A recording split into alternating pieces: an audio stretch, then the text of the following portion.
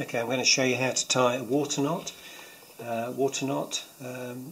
Useful for tying two pieces of tape together, make one continuous loop, and that's useful in both climbing and in kayaking. Often called a tape knot because it's used for tying two pieces of tape together. Can be called an overhand follow through because it's based on an overhand knot and the second piece of tape is just following the path of the first knot. It can be called a ring bend. So we'll call it a water knot.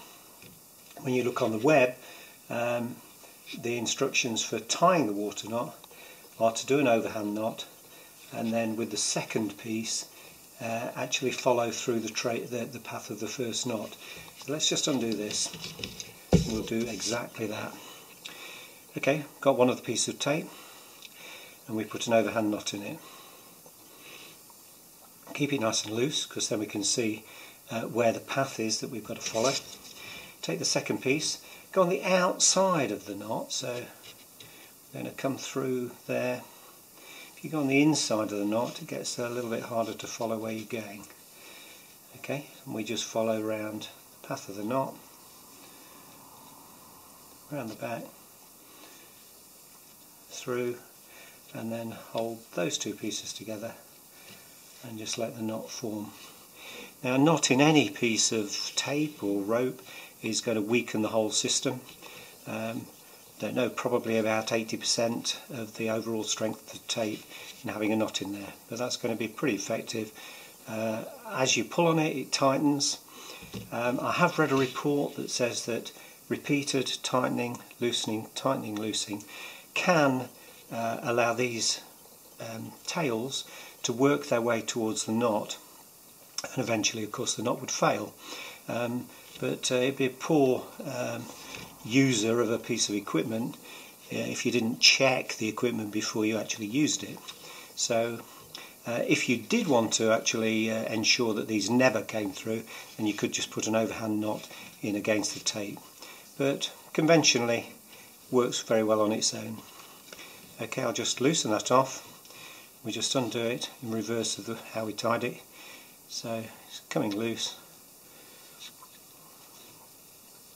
Okay, and that last little bit was on the outside of the knot, so start again then. Okay, so we tie overhand knot, the outside of the knot, hold those two together, follow the number one tape round, hold it in place with your thumb and tighten again. Now I thought that was obviously a pretty effective way of doing it, but I was a bit concerned that having a piece of tape that you're trying to thread through whilst you're on the riverbank might be a little bit hard. So I kind of just thought that I'd come up with a slightly different way. You hold the two pieces of tape together, perhaps a 300 or 400 mil overlap, and whilst you're holding it together, just put the overhand knot around the tape, the lower tape. Now notice this top surface here goes round, there's the top surface, and we're going to curl it over to make the overhand knot and put the top surface into contact with the top surface of the tape that we're holding beneath. Just hold it there with your fingers. Get the second tape, lift it out and just follow the path of the knot that you've just tied. And I don't know whether that's easier, but for me it actually felt easier that I was holding both pieces of tape together whilst I had them overlapped. So that's the ring bend, or the overhand follow through, or usually the water knot. Okay, I think grass knot and tape knot are the other two that I mentioned. Okay.